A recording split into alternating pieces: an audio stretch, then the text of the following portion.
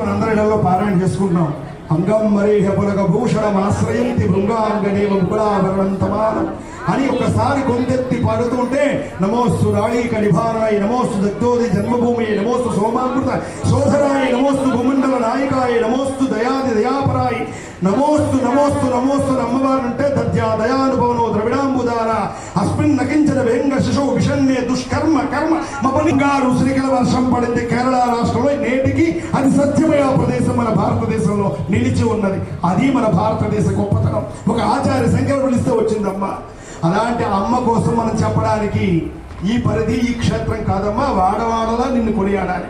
అయ్యా నువ్వు తగున వాడివి కనుకే ఎవరి దగ్గరికి అమ్మాయిని చేస్తే సుఖమో ఆ వెన్నెల వెళ్ళి మేఘంతో కలిస్తే మనందరం వర్షం కోసం చూసినట్టే ఆ కరుణ కలిగినటువంటి స్వామి దగ్గరికి దయాగుణ సంపత్తి అయిన ఇద్దరు వెళ్ళి ఒక దగ్గర చేరితే వాళ్ళ ప్రేమ చేత కురిసిన వర్షమే మనకి అనుగ్రహ వర్షం. అదే కళ్యాణ తలంబ్రాలు, అదే కళ్యాణ అక్షతలు. ఈ కళ్యాణంలో కూర్చున్న మీకు వివాహం కావలసినటువంటి వనితామూర్తులు గాని వధూవరులు ఎవరైనా భవిష్యత్తులో వివాహం దీంట్లో అడుగు పెట్టేవాడు కళ్యాణప్రదంగా మీ జీవితాలు ఉండాలని వార్షికోత్సవంలో ప్రథమ కళ్యాణంలో కూర్చున్న మీకు అట్లాంటి భాగ్యాన్ని స్వామి ఇవ్వాలని, ఈ కార్యక్రమంలో పెద్దవాళ్ళుగా కూర్చున్న వాళ్ళకి స్వామితో దగ్గర సంబంధం ఉండాలని, వివాహితులకు వివాహం కావాలని, గృహస్థులకు గృహస్థ ధర్మం చక్కగా పాటించాలని, ఆయుర్వృద్ధిని కలిగించాలని, నిత్యం చేసుకునే వ్యాపారాలలో తాను తోడై నిలిచి సర్వ జగద్రక్షకుడై నిలవాలని మనపూర్వకంగా కోరుకుంటూ ఎదుర్కోలోత్సవం ఇక్కడతో సంపూర్ణం చేస్తున్నాం. గోవిందా